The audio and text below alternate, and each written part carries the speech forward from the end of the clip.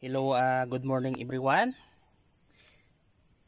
At sa aking mga followers at sa kapwa ko farmers, time check ay alas 7 ng umaga. Andito na ako sa aking farm. Bali, ano lang ito, walking distance. Mga 3 minutes ay dito ka na pag nilakad galing sa bahay.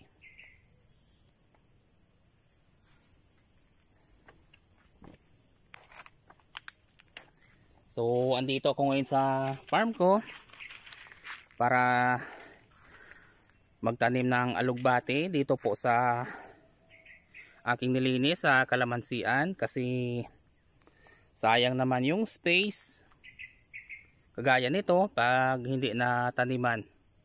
Kasi kung nakita nyo naman ay napakalinis ng ginawa ko, kaya mas maganda na taniman ng gulay sa gitna sa pagitan ng aking kalamansian. Sa vlog ko po pala kagabi, ang presyo nito, yung 1 kilo ay nasa 2,000 plus. Ito ay tingi lang po ito, nasa 300 pesos at saka 1,500 seeds yung laman.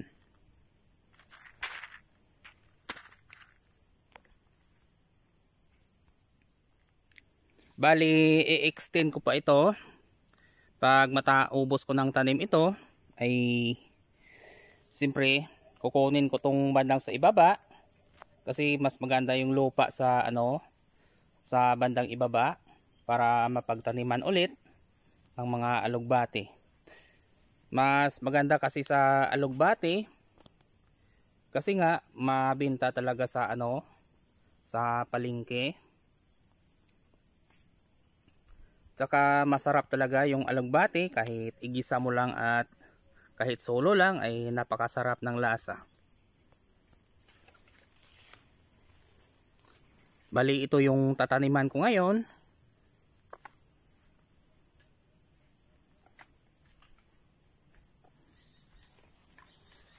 So medyo medyo malawak rin. At doon sa kabila kong farm, yung malayo sa bahay, ay may preparation pa ako na 2 pack. Kasi nagpahabol ako ng order kahapon para maitanim. Kasi ganito na rin yung doon, yung yung mga damo, kailangan na rin pagtaniman.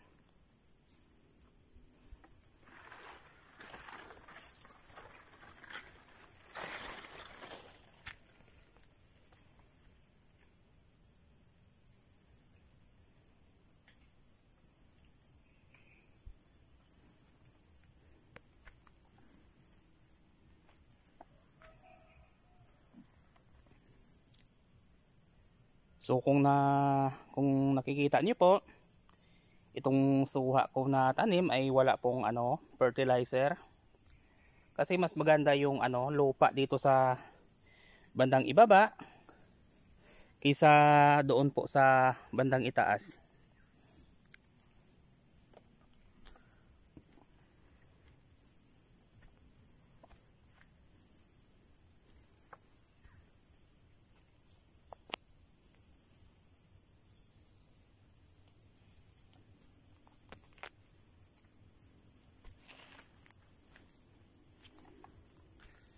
So mula dito pa punta doon ay ito po yung tataniman ko ng alugbate.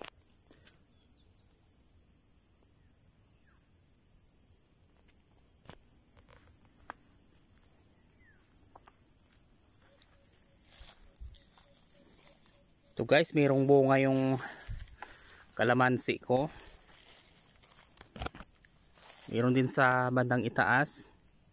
So kailangan talaga ay hindi lang ako mag-focus sa isang tanim. Kailangan ay sari-sari yung aking mga pananim para may pagpilian yung mga tao.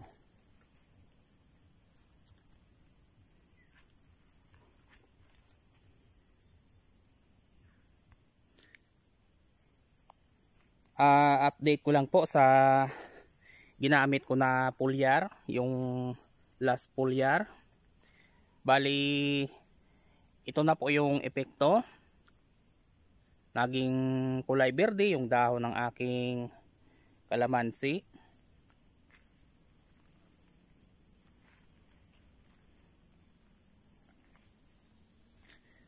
At siyempre guys, ay hindi lang po sa foliar galing yung ibang nutrients na aking pananim.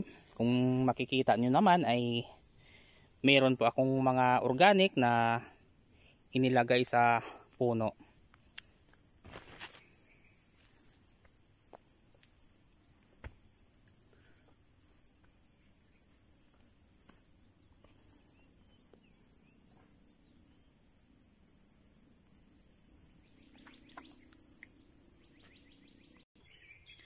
So paano guys, start na po ako magtrabaho para makauwi na sa sa bahay. At God bless na lang sa ating lahat, sa kapwa ko farmers at sa lahat ko na followers.